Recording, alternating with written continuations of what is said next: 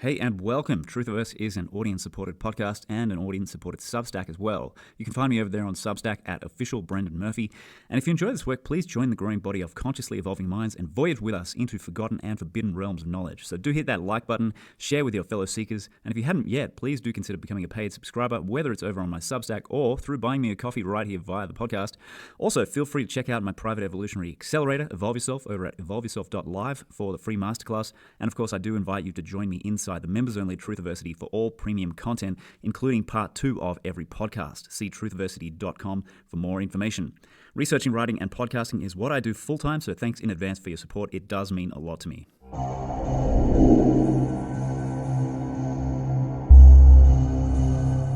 Ladies and gentlemen, welcome to this episode of Truthiverse. I have the pleasure of being joined by Dr. Sam Osmanagich. And without further ado, he is of the Bosnian pyramid fame. So I'm going to let him introduce himself, and we're going to get into his amazing work uncovering the structures in Bosnia, the Bosnian pyramids, which he is famous around the world for. So, Dr. Sam, thank you so much for joining me and having a chat.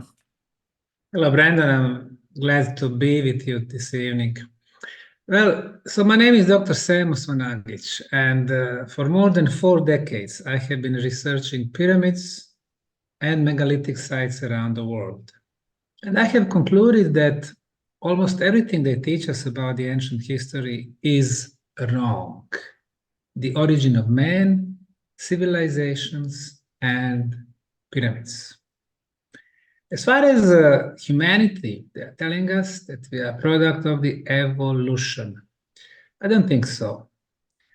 Man is a product of genetic engineering, happened about 400,000 years back. Civilizations, they program us to think that everything started with Sumerians 5, 6, 7,000 years ago. Babylon, Akkad, Assyria, Hittites, ancient Egypt, ancient China, and ancient India. And that would be wrong too. This is just the last cycle of humanity. Last 100,000 years, we've been having at least 5 civilizational cycles. And number 3, they, again, program us to think that the pyramids are built only in Egypt and Mexico, and that the Egyptian pyramids were tombs for the pharaohs. Wrong. Pyramids had been built on all 6 continents.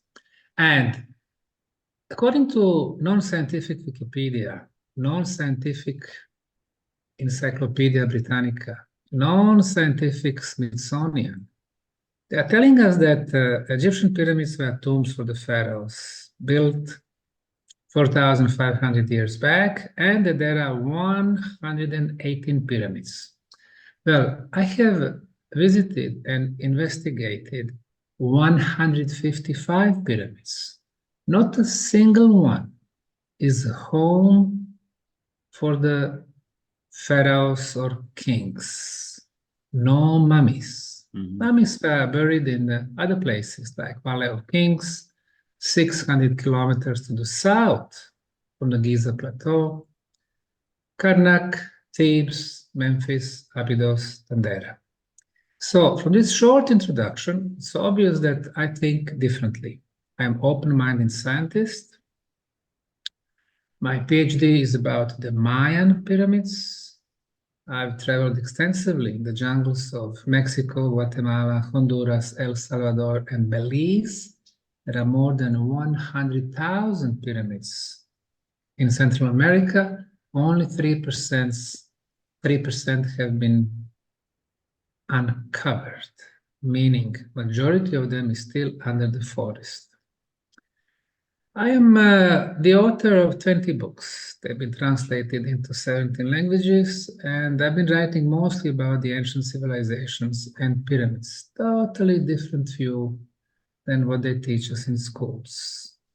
So, for the short introduction, I think it can be enough. Well, I mean, I love it. I feel like I get the impression you can probably talk for hours without needing anybody to prompt you with questions. Unfortunately, you are right. Yeah, I'm happy for you to do that too, by the way. So where do you want to... I wanted to first ask you, I actually wanted to ask you, what's your origin story? I mean, why were you interested in any of this stuff in the first place?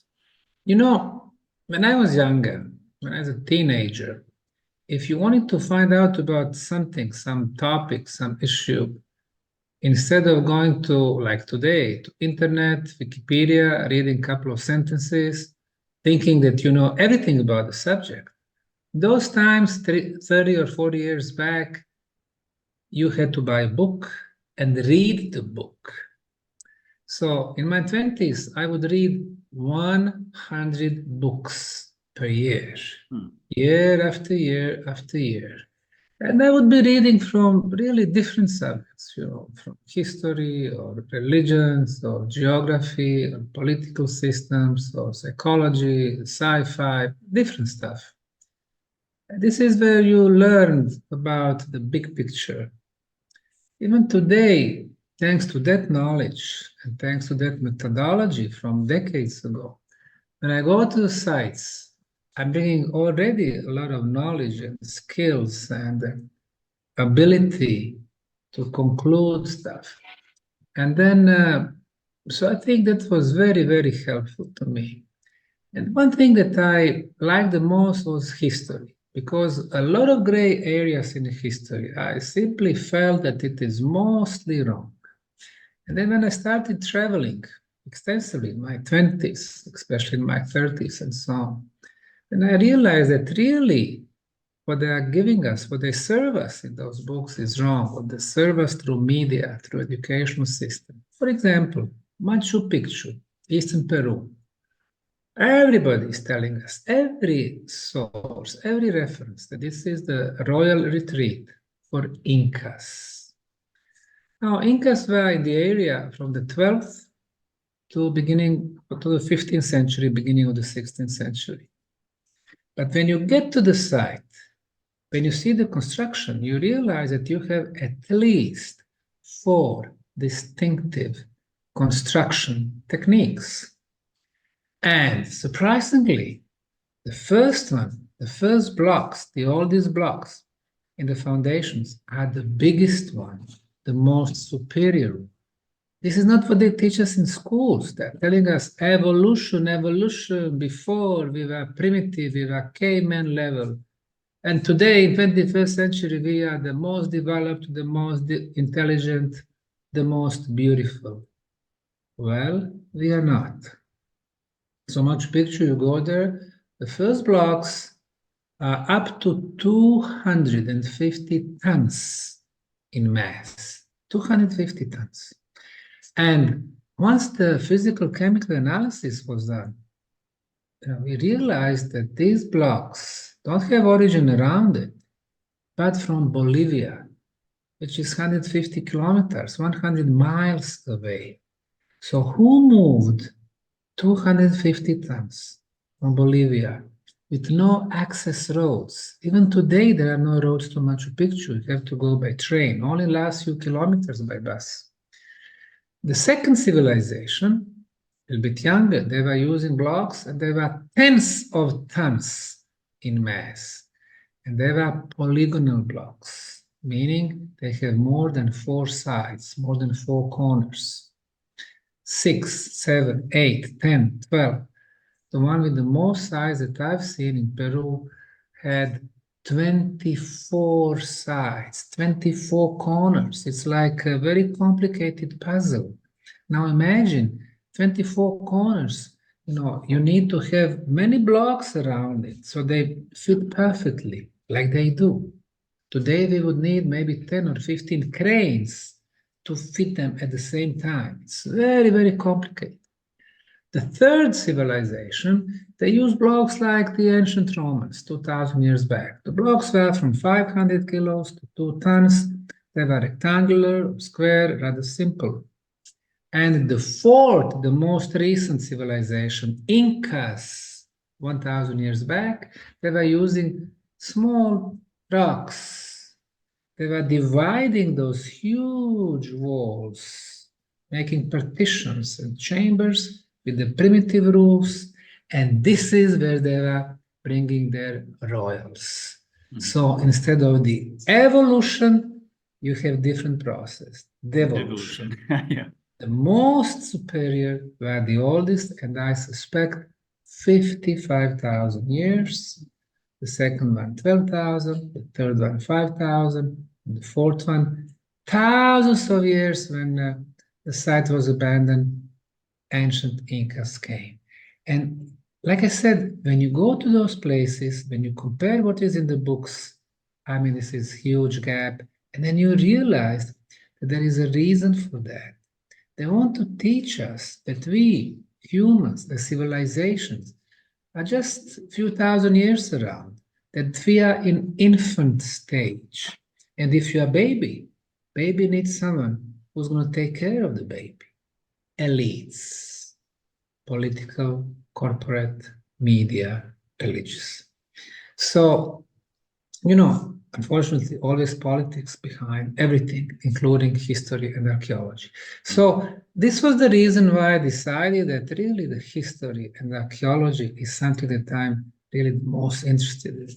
And then pyramids, pyramids being built around the planet on all 6 continents, something that really amazing, was amazing. In China, in the central province of Shanxi, 250 pyramids. And then you can see the oldest pyramids are 20, the biggest ones. They were built 12,500 years back. And those that they came later, from 2,300 years ago until 1,000 before present, they were built from the mud bricks, from inferior material. The oldest one from sandstone and granite. Those that they came later, mud brick. In Egypt, the same situation. You have 28 huge stone pyramids, including what Egyptologists called Khufu for some reason, even though he was not builder. Khufu was pharaoh of the 4th dynasty. And his son or his brother, Khafre, his grandson, Mykerinos or Meseren. So we have 28 those huge pyramids, those in Hawara, in Dahshur, in Abydos, and so on. And there is no way that in pharaonic times they had means, they had technology, they had transportation means, they had equipment to cut, to transport, to install such huge structures, to apply so much of the astronomical knowledge, elements of sacred geometry, number pi, number phi, golden section, and so on. Then you realize it was built much, much, much before. So really, almost everything they teach us about the history is wrong, and I knew that was the area I had to be involved. Okay, so you that motivated, that sense of how wrong it was part of your motivation. Correct. And did you have preconceptions about Bosnia, having something amazing there? No, not really. But once I look behind, I discovered the Bosnian pyramids 18 years ago, in 2005. But until then, it was like an invisible hand was taking me, showing me the pyramids in Central America. This is where I did my PhD, my doctorate. Then pyramids in Peru, in Bolivia, in China, Indonesia, Cambodia, Australia, Canary, Nubian pyramids in Sudan, Egyptian, of course. In Spain, we have pyramids in the town of Palencia, Sicily, Sardinia, and ancient Greece. So once I learned about the pyramids, that they don't have to be exactly the same like Egyptian pyramids, that majority of them are actually covered by soil, vegetation, forest. Once I learned about the common features, for example, orientation towards the cardinal points, side orientation, east, west, north, south. Once I learned stuff like that, it seemed that I was ready. And then I came to my home country of Bosnia. Before that, I was spending like 25 years in Houston, Texas. I came to visit, a local museum in this little town of Visoko, near the capital city of Sarajevo. But what really caught my attention was this, everybody called it natural hill, because it was covered by forest, and still it is, majority of it. But I was looking, wow, 4 sides, 4 triangular faces, 4 corners, same slope from bottom to the top. I took compass, and compass showed me the side orientations to the cardinal points. For me, there was no doubt. It was an artificial structure that's been covered by soil and vegetation after thousands of years. The same scenario like in China or Mexico or Guatemala. So the first year, 2005, I applied for the permissions from the preliminary research. I got the permission to do that. Everything I did was further evidence that it was artificial structure.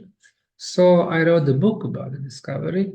I organized a big press conference, and a lot of media came, even Reuters, Associated Press, France Press, and so on. And the news went to the world. The first pyramids in Europe have been discovered. After that, I established non-profit foundation for the archaeological research. The reason why, first I went to the Department of Archaeology, the University of Sarajevo. I offered them collaboration. They said, oh, no, it's impossible. We know every square meter of Bosnian, there are no pyramids. We don't know 95% of what is below the ground. I went to the National Museum. This lady said, oh, we never had pharaohs. We cannot have pyramids. I realized these people live in 19th century. I said, okay, that's fair, fine. Then I established a foundation under the name Archaeological Park Bosnian Pyramid of the Sun Foundation. And in the last 18 years, it has become the most active archaeological site in the world. Every year, hundreds of volunteers. So far, 3,750 of them from 64 countries and 6 continents came to Visoko to research, to help us dig the biggest pyramids in the world. And then, after 18 years, this is what we concluded. We have a complex of 6 pyramids: Bosnian Pyramid of the Sun, Moon, Dragon, Earth, Love, and the 6th pyramid, and a huge network of underground tunnels. So far, we have cleared 3.2 kilometers, about 2 miles of prehistorical underground tunnels. I mean, when I see that 50 meters, 160 feet of underground tunnels is discovered, let's say in Teotihuacan, Mexico, under the Pyramid City, this is the world sensation. When they discover little underground tunnels in Egypt or China, wow, everybody talks about it. And we have 3.2 kilometers. And they are, right now, we found 7 entrances, and they are on 2 different levels. This is huge, but I believe what we have so far is just a fraction of original length of the network. I believe at least 60 miles or 100 kilometers of the tunnels we have. So it's really very exciting. It's completely new discovery. And of course, listen, when you're coming with the new ideas, many people against you, especially in this field. Archaeologists, geologists, historians, museum curators, everybody again, they wanted to stop me in the beginning. Bosnian cultural establishment, they asked government to take away my, permission, my lessons and stuff like that. But this project has become so popular in this country, so many people are supporting it. So the government said, no, we're going to be giving them permissions, but no money, no organizational support, no marketing, no grants, no money whatsoever. And I said, that's fine.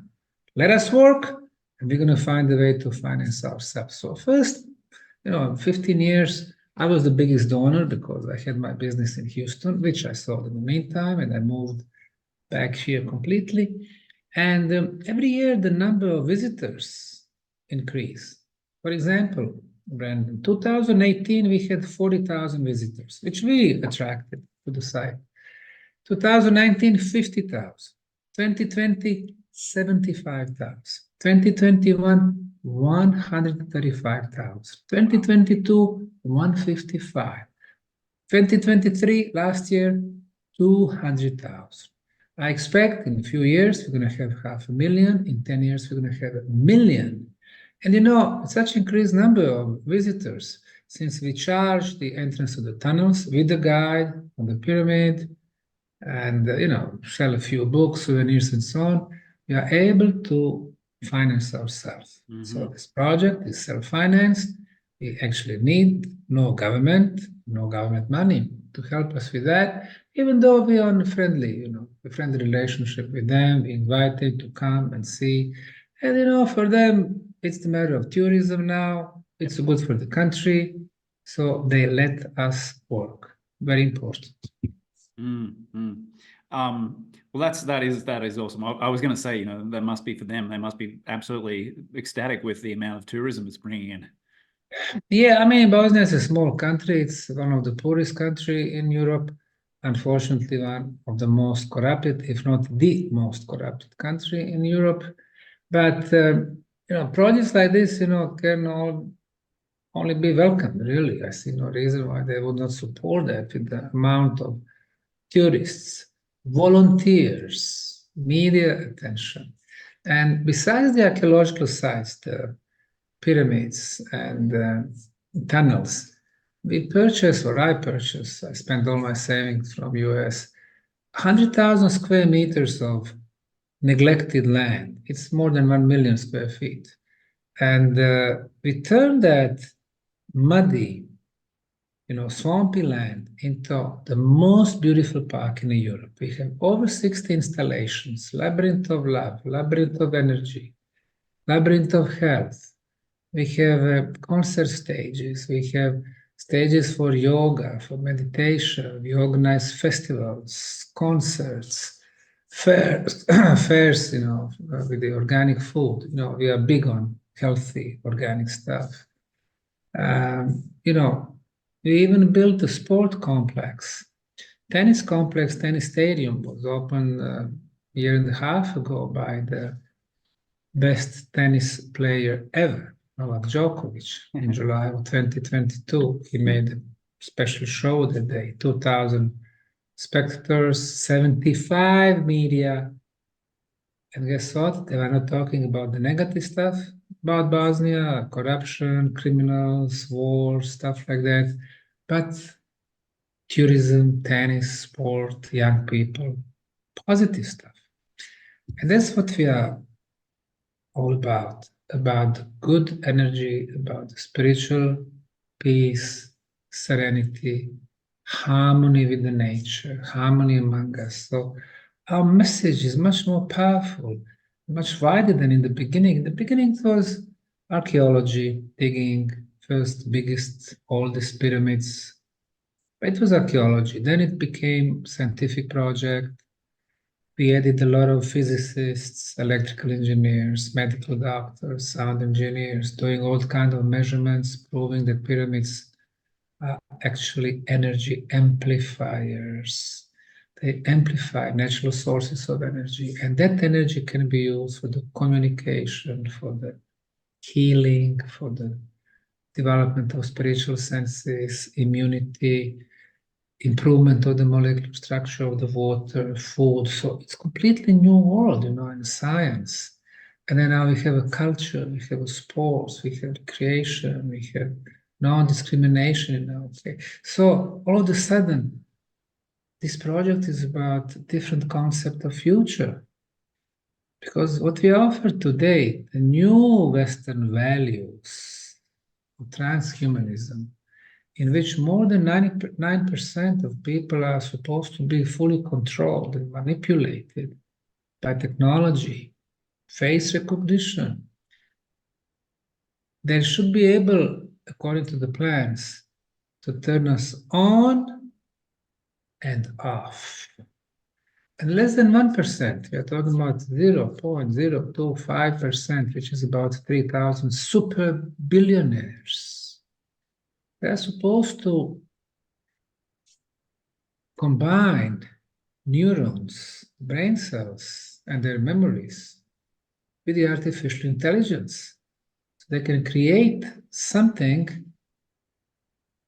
that will become immortal. So this is the vision of this, very few of the elites for the humanity. I don't think, it's going to work out for them well.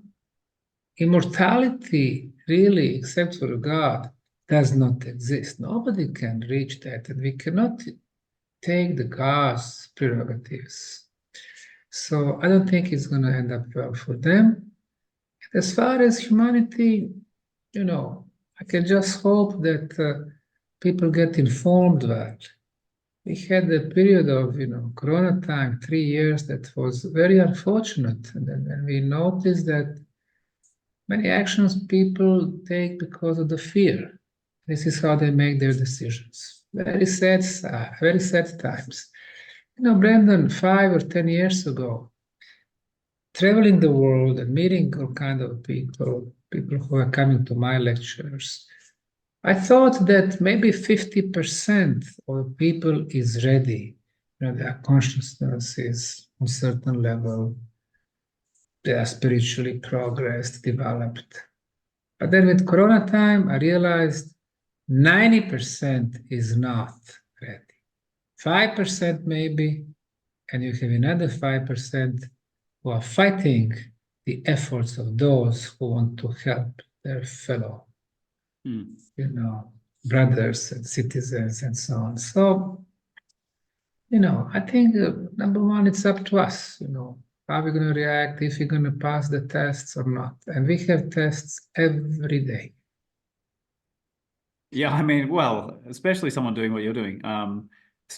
Can you talk to any of the recent challenges? Are you getting any interference, or is it just, more, less dramatic things that are challenges on a day-to-day basis?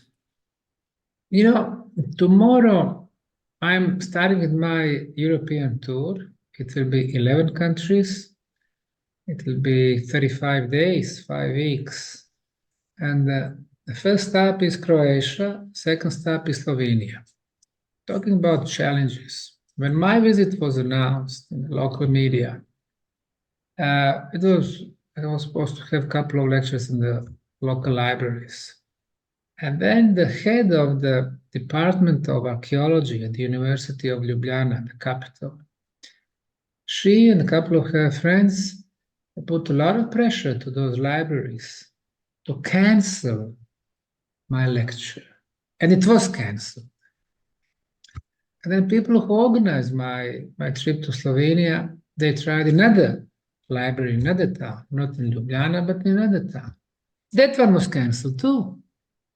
And then you realize that those dark forces never sleep, even though it's been 18 years now. But they never talk publicly anything. They just work behind the scene. But listen, those challenges are something that happen every day, especially if you're coming with some new ideas, big ideas. The bigger the idea, more people want to defend the old system, want to keep the status quo.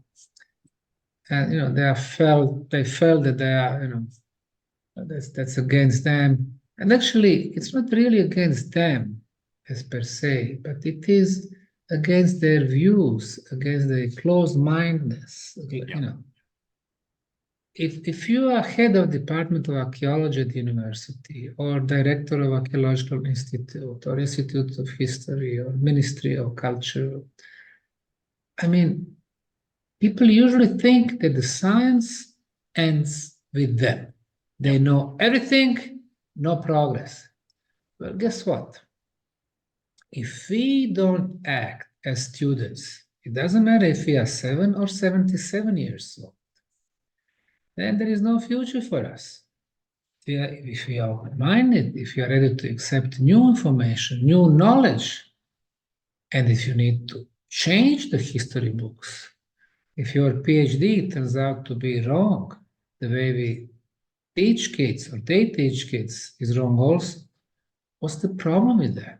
That's the purpose of the science, to get us a new view of history or chemistry or biology and so on.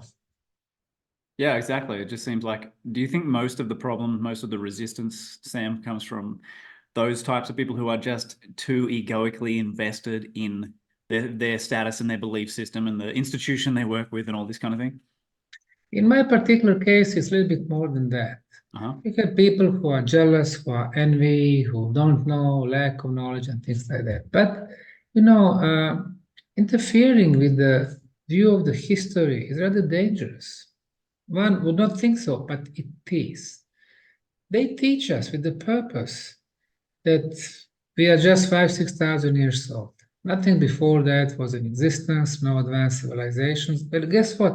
Of course there were advanced civilizations. Human civilizations as well.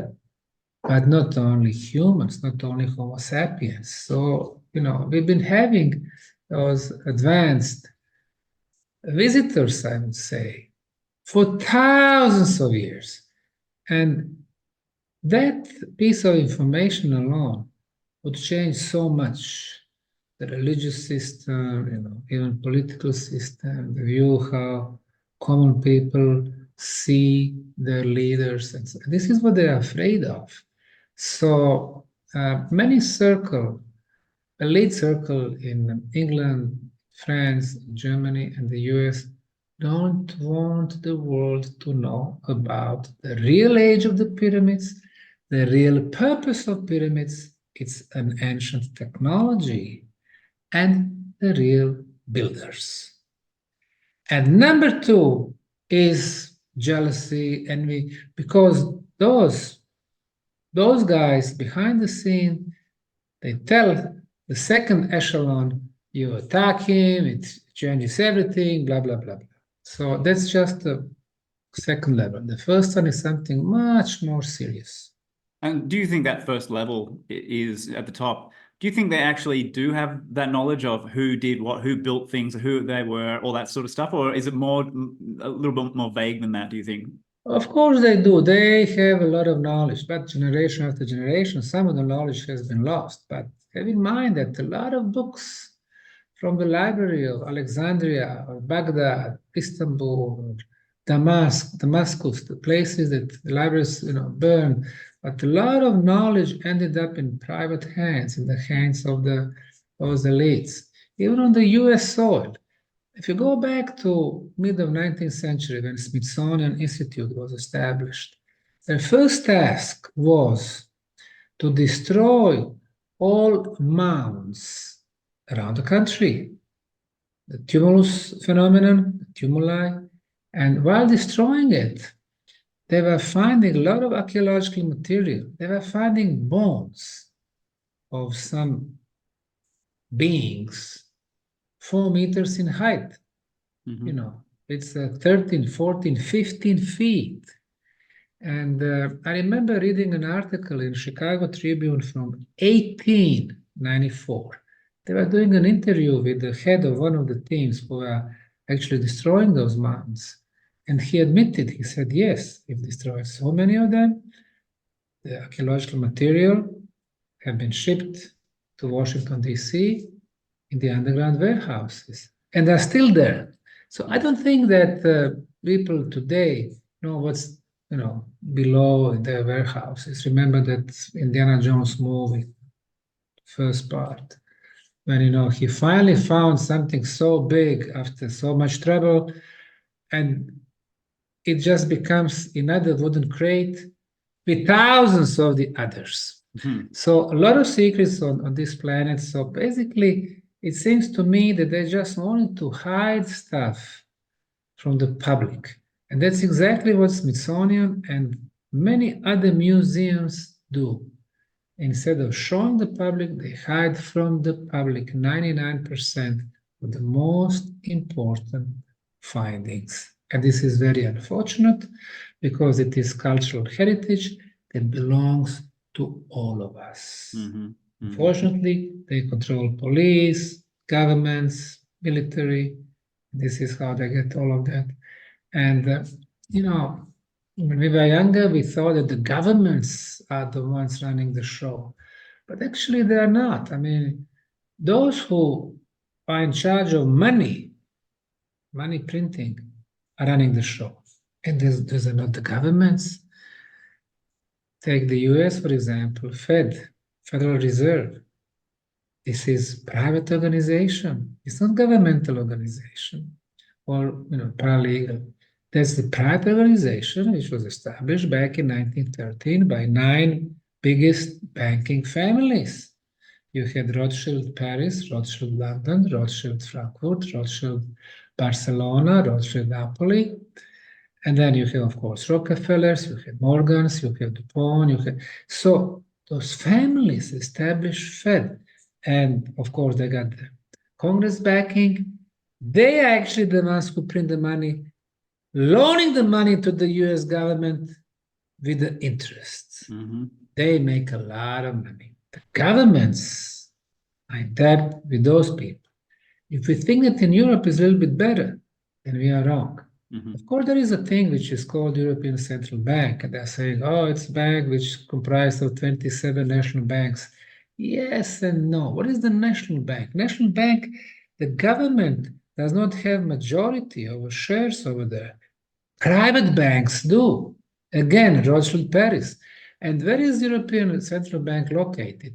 Not in Brussels, where you have executive branch, not in Strasbourg, where you have a parliament, but in Frankfurt.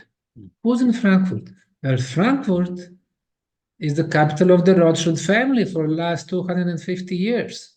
So those who can see, they will realize what's really going on. You know, when it comes to my knowledge, I got sociology, political sciences, and economics. I have one of my masters is in international economics, so I know a little bit about economy. And I've been having businesses all my life. I sold my business after 28 years, a couple of years back. One thing you learn, you have enough quantity of money to cover your economy. If your economy is more successful, you print a little bit more money, so you can allow for the progress.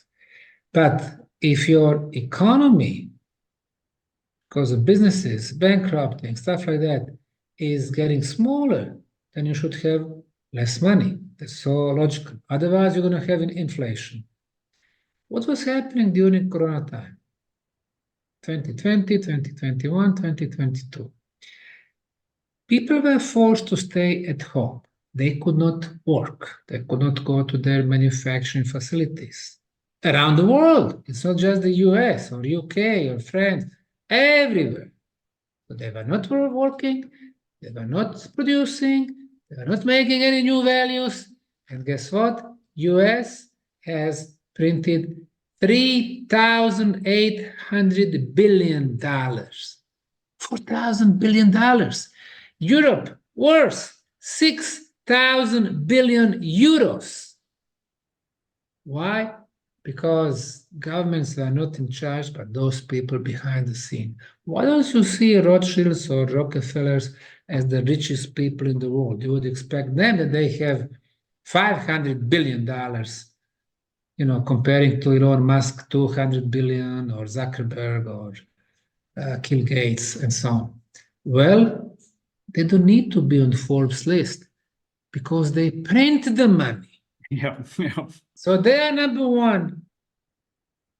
Governments, they're pawns, they're pawns.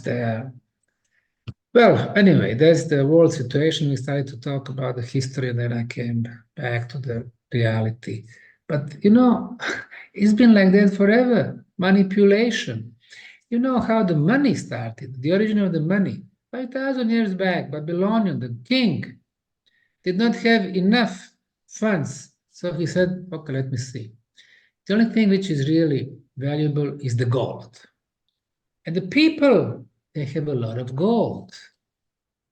They have the bracelets, the stuff like that, so a lot of jewelry and so on. So he said, okay, now I asked from people to bring the gold into the state treasury, and we're going to give them, a receipt in the form of the clay tablets. So people had to do it because he had an army behind him. So they got all the treasures people had, and in return, they got those clay tablets. Like the name says, it was tablets made from clay. And clay is, of course, of no value. It just said, so and so brought so much value, blah, blah, blah. And now these clay tablets, it has become rather valuable because it's kind of confirmation that I have somewhere in the state treasury, I have some value, and you know what? Today I'm hungry, I need this and that. Let me give you my clay tablets for whatever, 100 liters of wine. So that was the beginning of the money. And always you have monarchs, you have ruling families who take stuff from people, who steal stuff, who steal resources, shame. And people are naive, they are brainwashed, because those who are in charge, they have media resources, and they are telling them one thing, and they repeat it 100 times, so they start believing in it. So the history and present is so, intermingled. So you can see that people actually don't learn much through the time.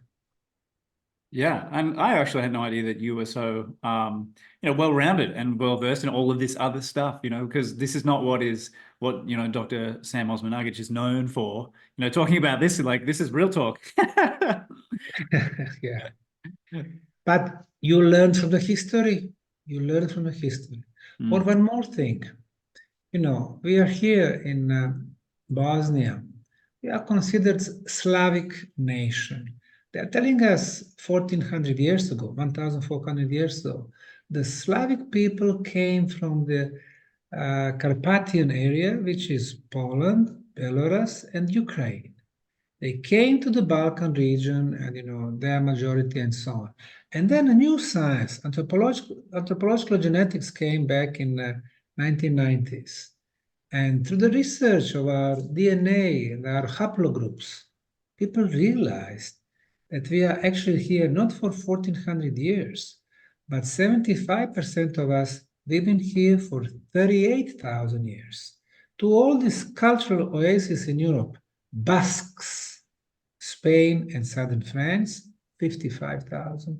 Second one, Balkan region, southern Europe, today's Croatia, Bosnia, Serbia, Macedonia, Montenegro, and so on, 38,000. And 75% of us are actually, we originate from those, autochtonic, from those old people who've been here for so long. Why is that important? People who've been conquering us, like ancient Romans or ancient Greeks, 2000 years ago, 2300 years ago, what they would do when they were going and conquer, they would erase the cultural heritage completely. Then they would be stealing of the resources, of course, minerals, metals, gold, whatever. And they were killing a lot of people. Then you realize, before ancient Romans came, our people, we could call it Illyrian or Proto-Illyrian people, we've been here for tens of thousands of years, having very developed social organization. The first civilization in Europe is Vinca civilization, 9,000 years old, while in Western Europe, Northern Europe, and Eastern Europe, it was primitive caveman level, so we were basically the most developed.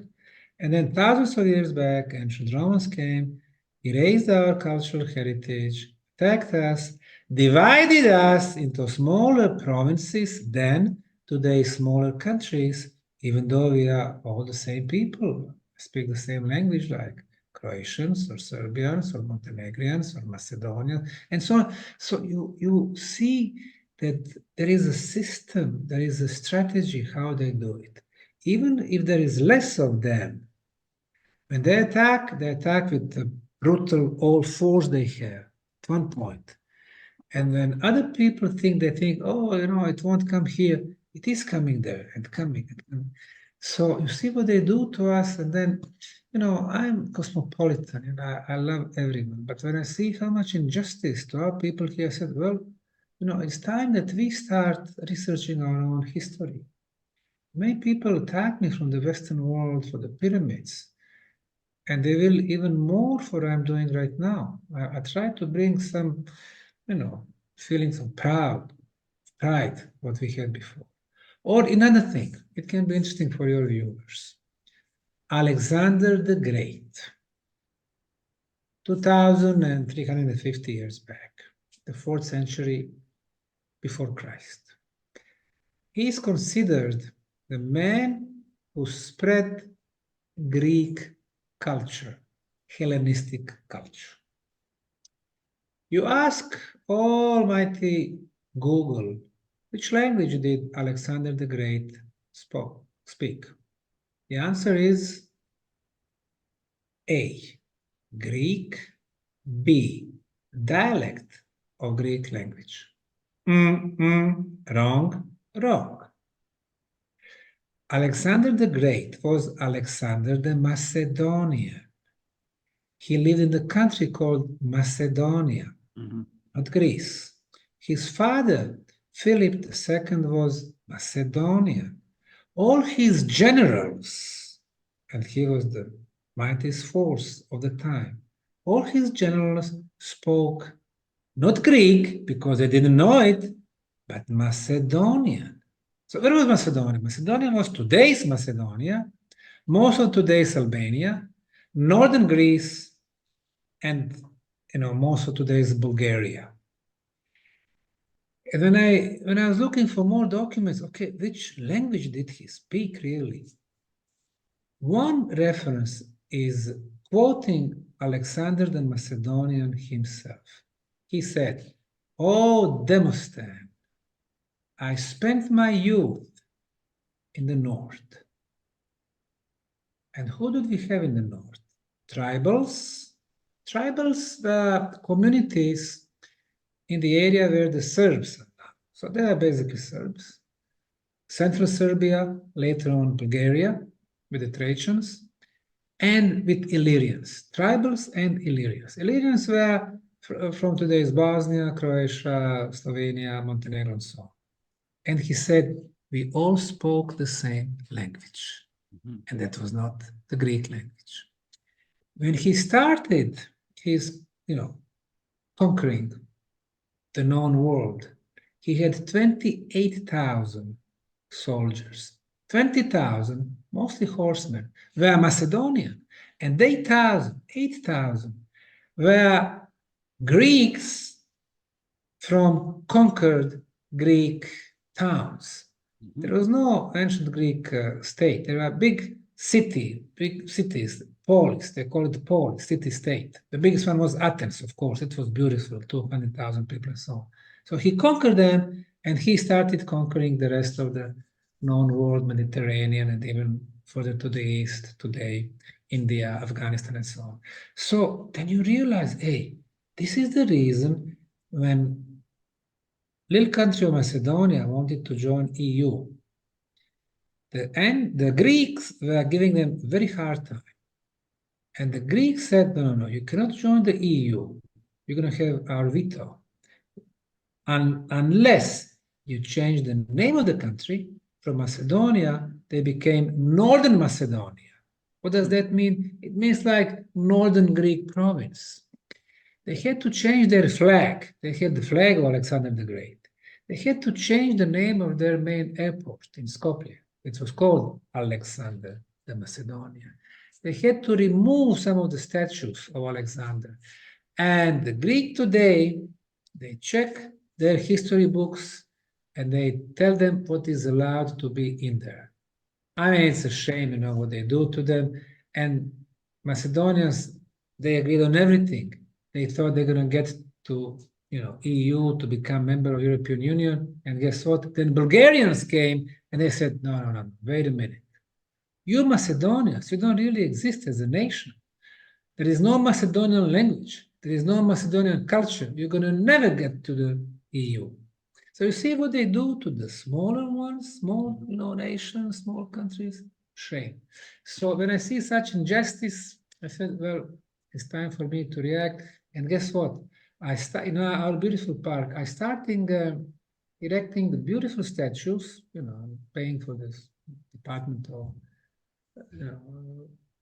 Art, University of Sarajevo, for people to make a statues of people like Nikola Tesla, a genius mind, totally underestimated during his times. Then some of the, kings who actually unite the area. or queens neglected by ancient Roman historiography, and stuff like that. So I'm actually writing a new history in our park, the true history, objective history. So I enjoy what I do. You see how the past and present and actually future also kind of come together? Yeah. But Awesome. we can talk about the Bosnian pyramids. That's a very exciting subject also. Well, yeah, I mean, like, I'm just enjoying this. I'm letting you go. You've been all over the place and it's fantastic. So, Yeah. yeah, where if you want to talk pyramids, Yeah, please. when it comes to pyramids, I mentioned that pyramids are ancient technology. They were built by superior civilization. Now, from the outside, like in Egypt, superiority can be seen in the blocks, 6 million blocks to build the Great Pyramid of Egypt. The biggest one from Aswan. Aswan is 869 kilometers from the Giza Plateau. It's 500 miles. The biggest block in Khafre, second largest pyramid, is 220 tons. In Hufu, the Great Pyramid, 80 tons. Imagine, logistic nightmare. To move a couple of hundred tons for 500 miles, not to damage it, and then install it somewhere high, and it fits perfectly with the other blocks. Pharaonic times, and what they are telling us, 100,000 slaves. No, that doesn't make sense. Someone more advanced. And those blocks, most probably, they were levitating from Aswan to Giza. But that's what's on the surface. What's even more important, they were applying the elements of sacred geometry. What are they? For example, equilateral triangle. Why this triangle? Because there are unlimited number of ways to connect three dots, and only one to get equilateral triangle, the same length of sides and the same inner angles at 60 degrees. Then hexagon, very important. On 2D level, hexagon, when you draw the lines from the center point to the corners, you are getting 6 equilateral triangles. On 3D level, equilateral triangle is a symbol for a pyramid. So it's like you are having 6 pyramids. And the next element of sacred geometry, number pi, 3.14, is considered the most important, mathematical number of all. And guess what? Officially, number pi was discovered in ancient Greece 2,500 years ago. Officially, Egyptian pyramids built 4,500 years ago, so 2,000 years earlier. And then you take the size of one side of Great Pyramid of Egypt, 231 meters, two sides, 462, divided by height, 147, the result is 3.14. It's in front of our eyes. Number 4, element of sacred geometry, number phi, or golden section, golden number, 1.618. And Fibonacci formula, which is a cosmic model for the whole life in the universe, from the seashells to the star systems and galaxies, spiral galaxies. Those elements, they are all incorporated in Egyptian pyramids, in Bosnian pyramids, in Stonehenge, in the major megalithic and pyramid sites. I know that because I go there, I measure, and so on. Why? When you have the elements of sacred geometry, you have movement of the energy. Egyptologists do not know that. Official archaeologists, scientists do not know that. Independent researchers do not know that. We learn that. You have a spiral, and then you have a spiral movement of the energy. And pi, the same thing. So, in the case of Bosnia, we have 2 Fibonacci spirals. One starts with the top of the Bosnian Pyramid of the Sun, which is the largest on the planet, 368 meters. On this line, we have a top of the Love Pyramid and top of two more pyramid hills. And another one starts at the mouth of two major rivers in town of Visoko, River Fornica, River Bosna. And again, on this line, we have top of the Sun Pyramid, we have entrance to the tunnels, and at the end, we have another structure called tumulus. Then you realize how layout was important to those ancient builders. You can always see the master plan. They were so smart. And everything was about the energy for them. The Bosnian Pyramid of the Sun, four-sided pyramid, is located above energy-potent places. Number one, underground water flow. Water moves, it releases negative ions. They're very beneficial for us. The pyramid amplifies the concentration of negative ions. How do we know that? Because we measure. We take instruments called air ion counter, then we measure. In the tunnels, we have the highest concentrations in the world because we have the biggest pyramid. Then below the Bosnian pyramid, we have iron ore. Iron generates electromagnetic field. The pyramid pulls this field up, amplifying it. How do we know? Because we measure. You use oscilloscope. It measures electromagnetic field at the base and at the top of the pyramid. The top, the energy is 50 times stronger. It amplifies. The pyramids, and that's, how those ancient builders were genius. They knew that for this planet, four-sided pyramid is the best amplifier. It's just a matter of where you're going to place it. And then we have a second water flow below the pyramid. Between the two, you have a charge, electricity. The pyramid amplifies this electricity. It goes through 7 levels of passageways inside the pyramid. They are like a spiral going through the top. And at the top, we can measure an energy beam, which is 28 kilohertz in frequency. It's electrical in origin. And it goes like this. It starts at 12 feet, 4.5 meters. It expands to 20 meters, 70 feet, coming back to 13 feet, 70, 13, 70.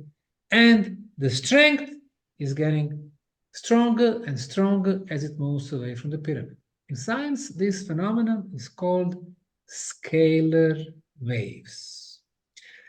Our brilliant mind of Nikola Tesla was researching scalar waves 125 years ago. And in the last 50 years, it was Russian physicists who've been working on this phenomenon. And they both concluded that scalar waves move quicker than the speed of light. Mm-hmm. Or to be more precise, the information within the scalar fields move quicker than the speed of light. So the pyramids are ideal media for the communication, for the interstellar communication. I mean, we are proving that by measurements. See in Bosnia, Egyptology has been around for 200 years, and they are still at the beginning, actually. Why? Because it's only archaeologists, Egyptologists, geologists who try to prove something without opening to interdisciplinary scientific, approach. No results. That's why we are so much ahead of them. And this is not the government-run project. I mean, I'm running the project, and it's in my interest to learn more and to find out and to get the answers. So communication. You go to the tunnels under the Bosnian pyramids. You breathe well. Deeper you go, you breathe better and better. Not very logical. Nothing in Bosnia is logical. If you go to the coal mine, after 10, 20 meters, lack of oxygen, they need to pump the oxygen in. In our case, deeper you go, 200 meters, 500 meters, you breathe so well. And only one entrance, which is at the same time an exit. People with the respiratory problems, asthma, bronchitis, and so on. One visit, they breathe so well, they don't need inhaler no more. People with a high blood pressure, 180 over 120, they go inside, they come back 120 over 80, like the astronaut. People with the high sugar in the blood, they got diabetes, they go regularly 5 days or 10 days, 1 hour each day, their sugar gets on the normal level. People with the tumors, people with the very serious diseases, you can see the revolutionary progress in their health. So even though we always say, hey, we are not in the healing business, we don't give medical guarantees. However, what we do, we take testimonials of the visitors and we put them on a YouTube. And in the last 15, 18 years, we've heard so many wonderful testimonials where the visit to tunnels helped those people tremendously. It's on the daily basis. It's hundreds of cases every year. And probably majority of people don't even share their experiences with us because we are a society in which, it's horrible to be sick. And then almost everyone is sick. So we realize that the second potential purpose of pyramids has to do with our health. What we do, we measure. When you can measure, if it is measurable, you can scientifically prove that.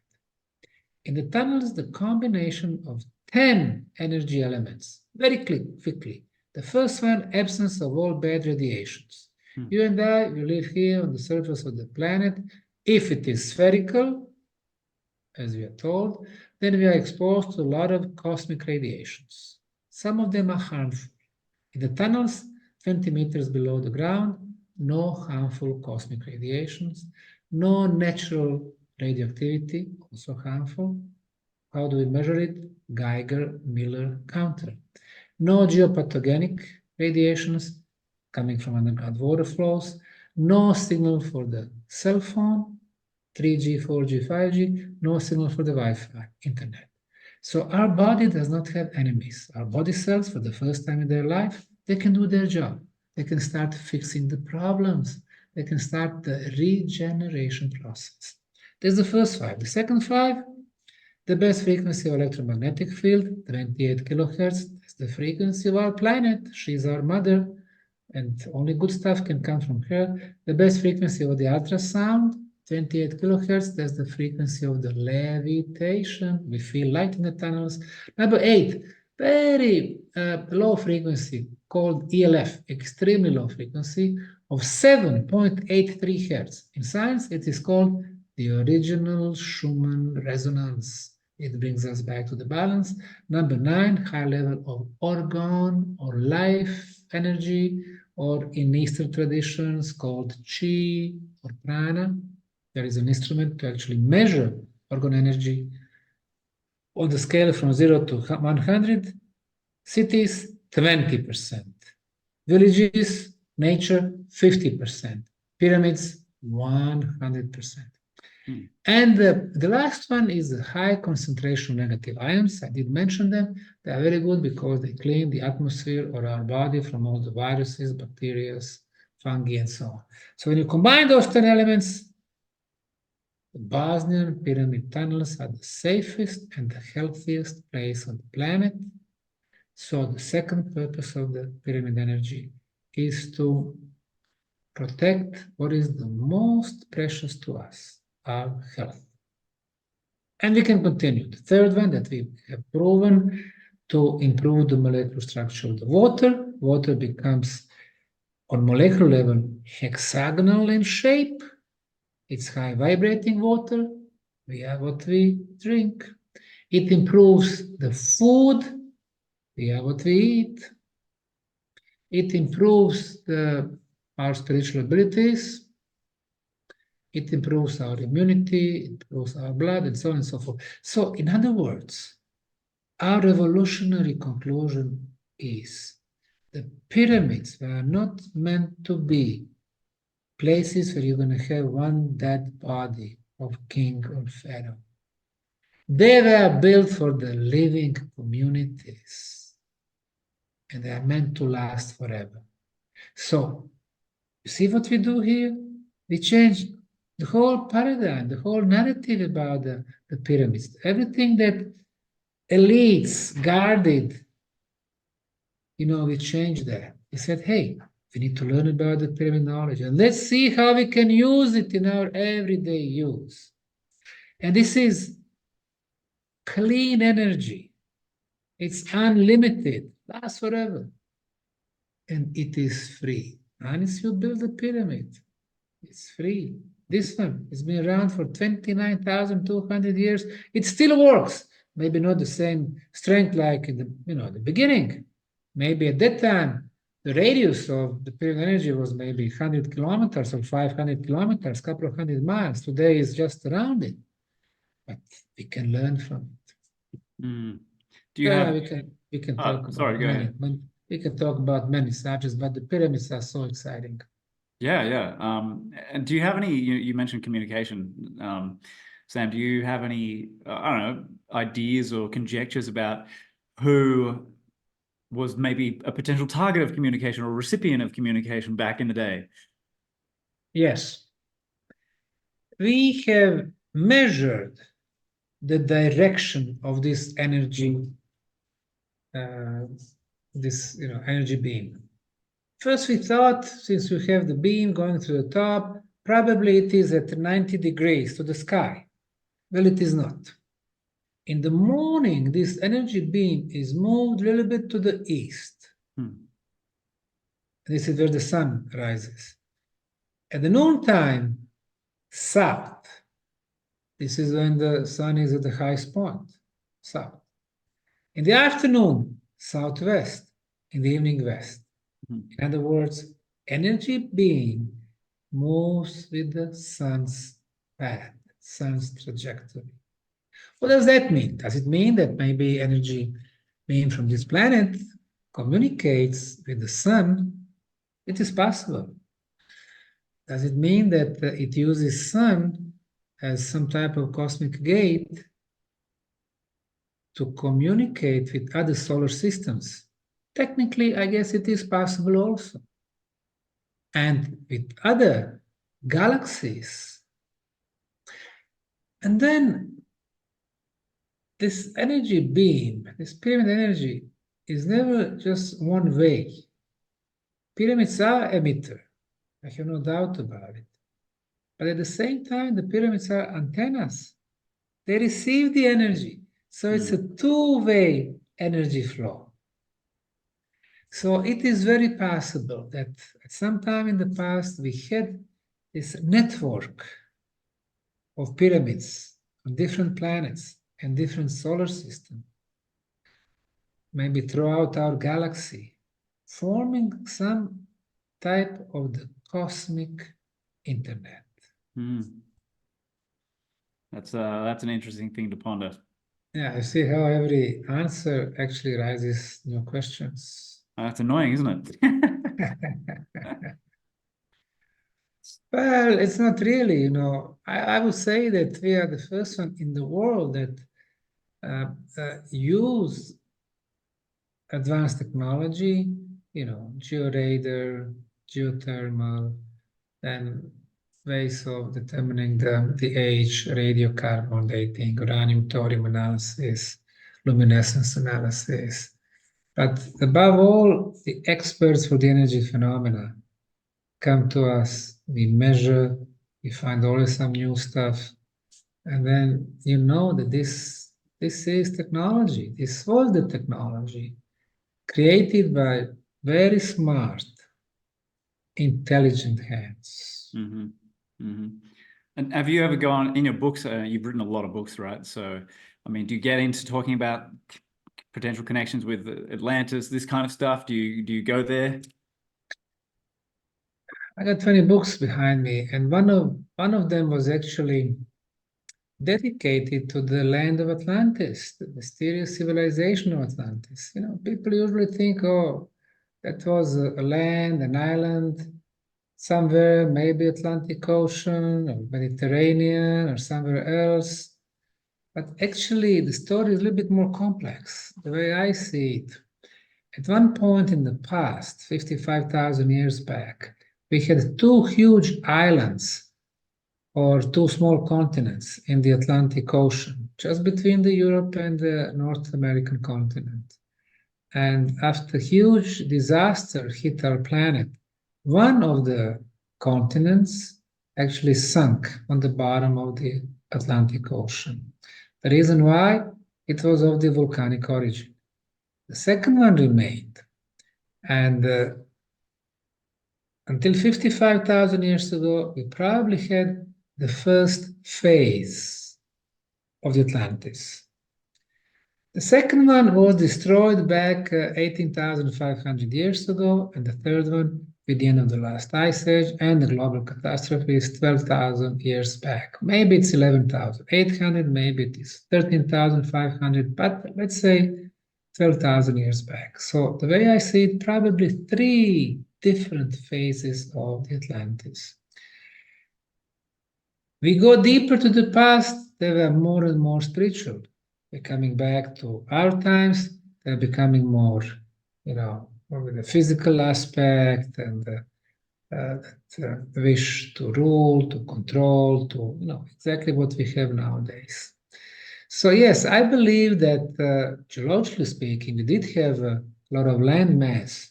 How big was that second island that sunk 12,000 years ago? It seems it was 400 kilometers by 200 kilometers, or 250 miles by 80 miles. So it's a big, big island or small continent. When it comes to the civilization then, I would say probably two races, white to the north, black to the south.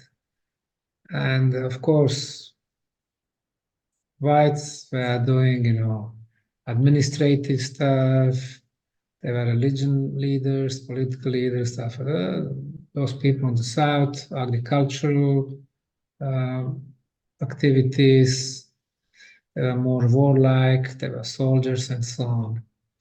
Technology, they were able to fly, but using different energy sources.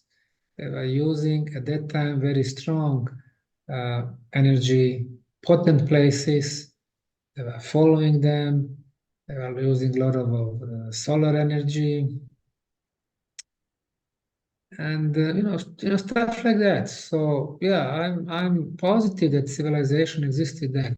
When they started doing those haplogroups, they realized that on 4 different continents there was the same haplogroup.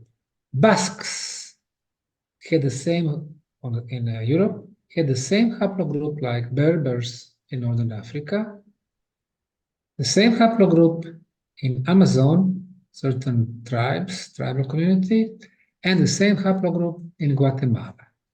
4 continents, the same haplogroup, the same people, the same origin. What's missing? The distribution center was right in the middle, the land of Atlantis. I like how you put that. Well, where do we go from there? I mean, I'm happy to continue talking about Atlantis, or if you want to circle back to the pyramids. I mean, what's happening of late in your recent work in excavation there? I wanted to ask you that earlier. I mean, where are things at now? Well, just 3 months back, we discovered one more entrance to the tunnels. We call it Ravne 6. Ravne is the Bosnian word meaning flat. So this area was flat at one point in the time. So Ravne 2, Ravne 3, 4, 5, 6. And starting June, the volunteers are coming. So we will be very busy clearing those tunnels. We found one opening section. It's about 65 meters open completely. The rest of it is closed, so we're going to be removing the drywalls and we're going to be clearing.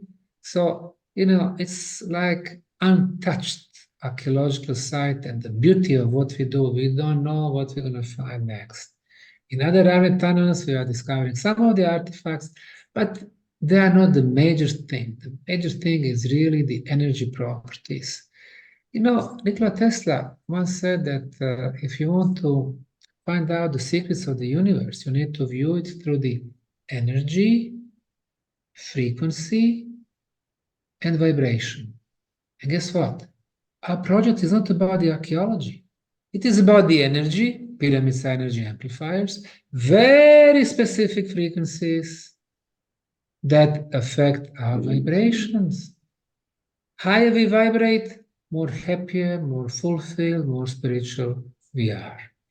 So where do we go from here? I think we need to change the global consciousness. We don't want to pressure too much, but showing that you learn the true history, you combine it with the science and spirituality, not religion. Religion is different things. Spirituality, energy properties, healing, but healing using natural remedies, healing using negative ions, healing using high vibrating water in the Bosnian pyramids that we find.